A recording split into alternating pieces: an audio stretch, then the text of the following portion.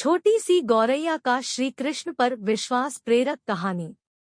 नमस्कार दोस्तों, हमारे चैनल धर्म कथा में आप सबका बहुत बहुत स्वागत है। आज हम आपको एक प्रेरक कहानी सुनाने जा रहे हैं, तो वीडियो को अंत तक जरूर देखिएगा। तो आइए वीडियो शुरू करते हैं। कुरुक्षेत्र के युद्ध क्षेत्र को विशाल सेनाओं के आवागम की सुविधा के लिए तैयार किया जा रहा था। उन्होंने हाथियों का इस्तेमाल पेड़ों को उखाड़ने और जमीन साफ करने के लिए किया। ऐसे ही एक पेड़ पर एक गौरैया अपने 4 बच्चों के साथ रहती थी। जब उस पेड़ को उखाड़ा जा रहा था तो उसका घोंसला जमीन पर गिर गया, लेकिन चमत्कारी रूप से उसकी संतानें अनहोनी से बच गई। लेकिन वो अभी बहुत छोटे होने के कारण उड़ने में असमर्थ थे। कमजोर और भयभीत गौरैया मदद के लिए इधर-उधर देखती रही। तभी उसने कृष्ण को अर्जुन के साथ वहां आते देखा। वे युद्ध के मैदान की जांच करने और युद्ध की शुरुआत से पहले जीतने की रणनीति तैयार करने के लिए वहां गए थे। उसने कृष्ण के रथ तक पहुंचने के लिए अपने छोटे पंख फड़फड़ाए और किसी प्रकार श्री कृष्ण के पास पहुंची। हे कृष्ण, कृपया मेरे बच्चों को बचाएं, क्योंकि लड़ाई शुरू होने पर कल उन्हें कुचल दिया जाएगा। सर्वव्यापी भगवान बोले, मैं तुम्हारी बात सुन रहा हूँ, लेकिन मैं प्रकृति के कानून में हस्तक्षेप नहीं कर सकता। गौरैया ने कहा, हे भगवान, मैं जानती हूँ कि आप मेरे उद्धारकर्ता हैं। मैं अपने बच्चों के भाग्य को आपके हाथों में सौंपती हूँ। अब यह आपके ऊपर है कि आप उन्हें मारते हैं या उन्हें बचाते हैं। काल चक्र पर किसी का बस नहीं है। श्री कृष्ण ने एक साधारण व्यक्ति की तरह उससे बात की, जिसका आशय था कि वहां ऐसा कुछ भी नहीं था जिसके बारे में वो कुछ भी कर सकते थे। गौरैया ने विश्वास और श्रद्धा के साथ कहा, प्रभु, आप कैसे और क्या करते हैं वो मैं नहीं जान सकती। आप स्वयं काल के नियंता हैं, यह मुझे पता है। मैं सारी स्थिति एवं परिस्थिति एवं स्वयं को परिवार सहित आपको समर्पण करती हूँ। भगवान बोले, अपने घोंसले में 3 सप्ताह के लिए भोजन का संग्रह करो।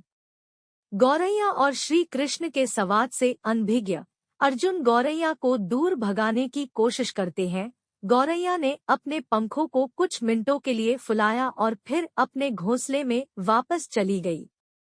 2 दिन बाद शंख के उद्घोष से युद्ध शुरू होने की घोषणा की गई।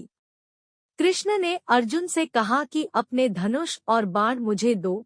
अर्जुन चौंका, क्योंकि कृष्ण ने युद्ध में कोई भी हथियार नहीं उठाने की शपथ ली थी। इसके अतिरिक्त अर्जुन का मानना था कि वह ही सबसे अच्छा धनुर्धर है।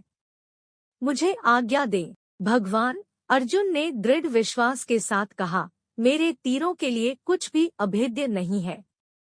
चुपचाप अर्जुन से धनुष लेकर कृष्ण ने एक हाथी को निशाना बनाया, लेकिन हाथी को मार के नीचे गिराने के बजाय तीर हाथी के गले की घंटी में जा टकराया और एक चिंगारी सी उड़ गई।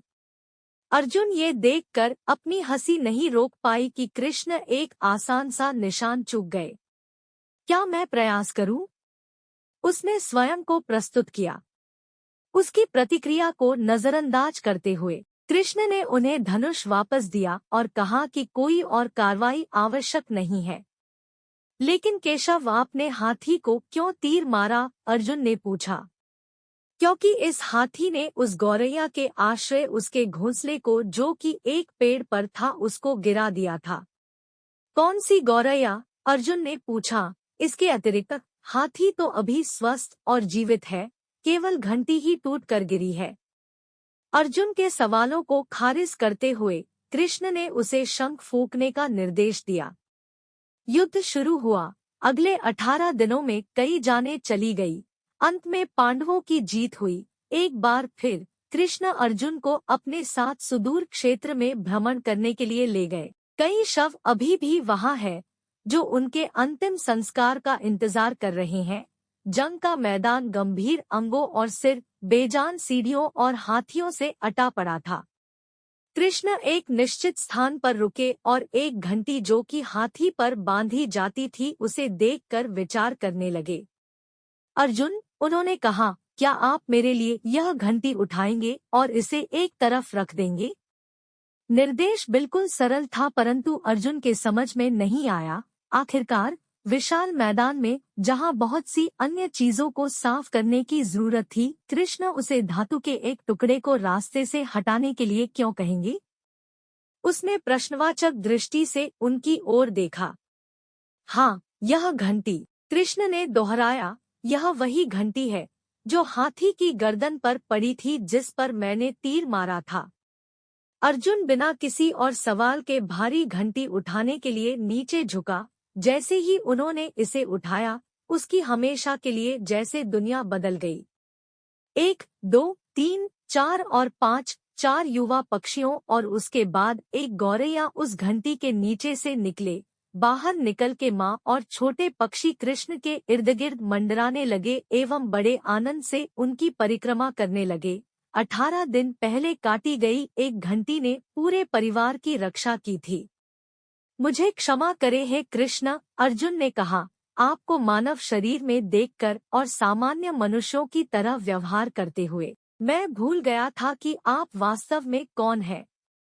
आइए हम भी तब तक इस घंटी के नीचे विश्राम करें जब तक ये हमारे लिए उठाई ना जाए।